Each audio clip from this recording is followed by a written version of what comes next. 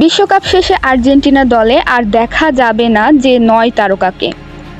২০২৬ বিশ্বকাপের ফাইনালে উঠেছে গতবারের চ্যাম্পিয়ন আর্জেন্টিনা। বর্তমানে দলটির চোখ রবিবার রাতে স্পেনের বিপক্ষে ফাইনালের দিকে। তবে এর মধ্যেও দলটির ভিতরে বাজছে এক অদৃশ্য করুণ সুর। এই বিশ্বকাপ শেষে দলটির কমপক্ষে ৯ জন ফুটবলার বিদায় নেবেন, যারা দীর্ঘদিন একসঙ্গে খেলে ২০২২ সালেই সফলতার শিখরে উঠেছিল।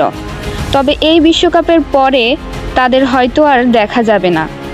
দলকে বিদায় জানানোর একেবারে শীর্ষে রয়েছেন দলের প্রাণভোমরা লিওনেল মেসি। ৩৯ বছর বয়সেও বিশ্বকাপে ৮ গোল ও ৪ অ্যাসিস্ট করে আলো ছড়াচ্ছেন এই আর্জেন্টাইন জাদুকর। আগামী বিশ্বকাপ আসতে আসতে মেসির বয়স হবে ৪৩।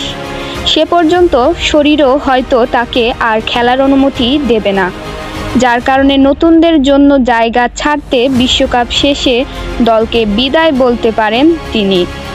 বিশ্বকাপ শেষ হলেই দলকে গুড বাই বলে দিতে পারেন দলের অভিজ্ঞ ডিফেন্ডার নিকোলাস ওটামেন্দি। ৩৮ বছর বয়সী এই ফুটবলার যে এসব সুবিধা পেয়েছেন, এটাই বড় চমক। এই ওটামেন্দি ২০২২ বিশ্বকাপে দলের অতন্দ্র প্রহরী ছিলেন। এবার বয়সী এই ডিফেন্ডারকে বদলি হিসেবেই মাঠে বেশি দেখা যাচ্ছে।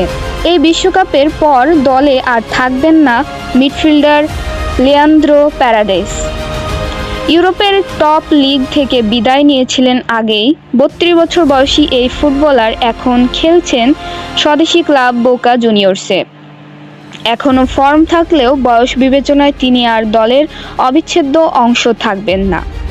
আরেক মিডফিল্ডার রদ্রিগো ডি পলো এই বিশ্বকাপের পর দলকে বিদায় বলবেন। তার আগেই সেই ফর্ম ও শারীরিক সক্ষমতা যে কমেছে, ইতোমধ্যেই সেটা দেখা গেছে। দলের শুরুর একাদশেও জায়গা হারিয়েছেন তিনি। বদলি নামলেও আগের সেই ডিপলকে এবার দেখা যাচ্ছে না। ৩২ বছর বয়সী এই ফুটবলার আগামী বিশ্বকাপ পর্যন্ত চালিয়ে যেতে যে পারবেন না, সেটি দেখাই যাচ্ছে। দলকে এবারই বিদায় বলে দিতে পারেন ২০২২ বিশ্বকাপের আরেক নায়ক গোলরক্ষক এমিলিয়ানো মার্তিনেজ। ৩৩ বছর বয়সী এই ফুটবলার আগামী বিশ্বকাপ পর্যন্ত আর চালিয়ে যেতে পারবেন বলে মনে হয় না। এছাড়া দলের আরও ২ ব্যাকআপ গোলকিপার ৩৪ বছর বয়সী জেরোনিমো রুল্লি ও ৩২ বছর বয়সী হুয়ান মুসো কিছুদিন খেলা চালিয়ে গেলেও আগামী বিশ্বকাপ পর্যন্ত চালিয়ে যাওয়ার সেই বয়স আর নেই। এছাড়াও ২৯ বছর বয়সী রাইট ব্যাক গঞ্জালো মন্টিয়েল ও ৩০ বছর বয়সী জিওভানি লো সেলসো দলকে বিদায় জানাতে পারেন।